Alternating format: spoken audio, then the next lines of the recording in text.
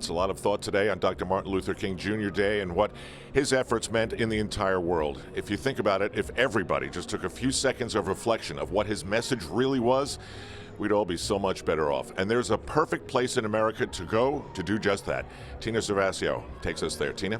Al, on this day that we celebrate the life and contributions of Dr. Martin Luther King Jr., MSG is now going to take our viewers on a tour inside the National Civil Rights Museum in Memphis, Tennessee, built in and around the Lorraine Motel, where Dr. King spent his last days and his life was so tragically taken back in 1968.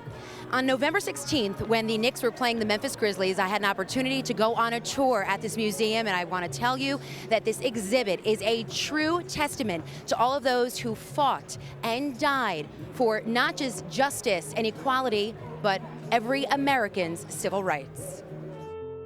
In Memphis, Tennessee, on the site of the former Lorraine Motel, stands the National Civil Rights Museum. The museum, which opened in 1991, traces the history of the civil rights movement from the 17th century to present.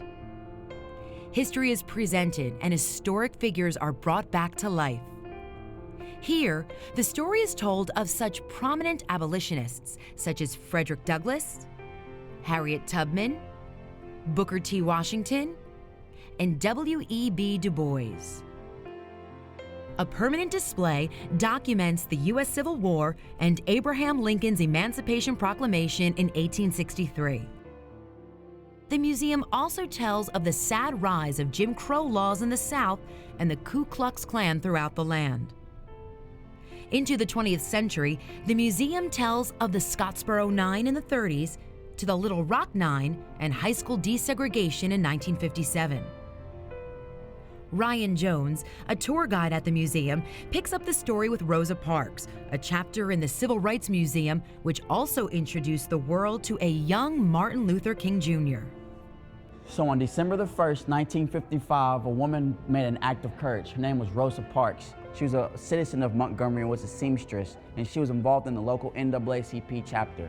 On that day, she got on a bus just like this one and decided and refused to give up her seat on the bus. At the time, in Alabama and elsewhere in the South, if you were black and a white person wanted to have your seat, you either had to move to the back of the bus or completely get off the bus at that time.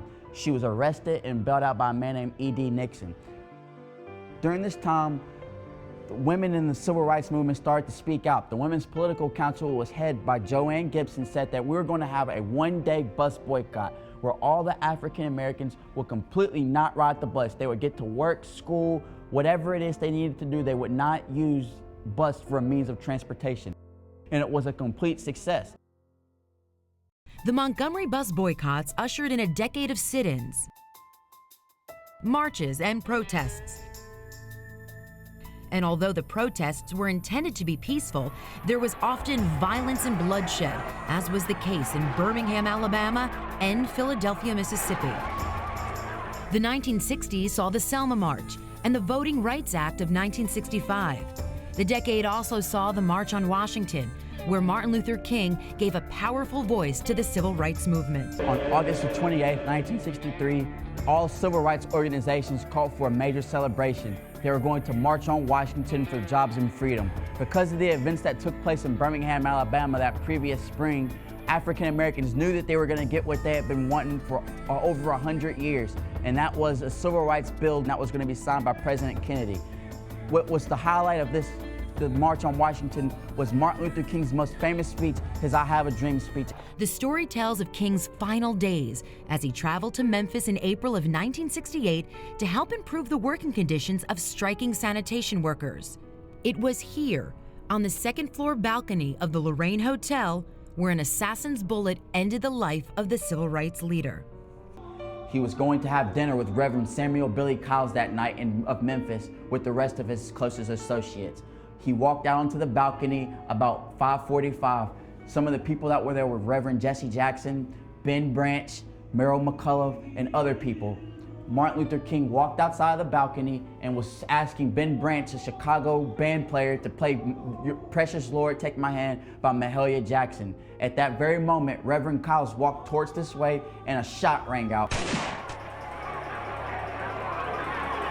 Martin Luther King was shot and was assassinated, and it was hit in the right jaw. People rushed to him to figure out, if they could save or revive him. He was later rushed to St. Joseph's Hospital and was pronounced dead at 7:05 p.m. Central Standard Time.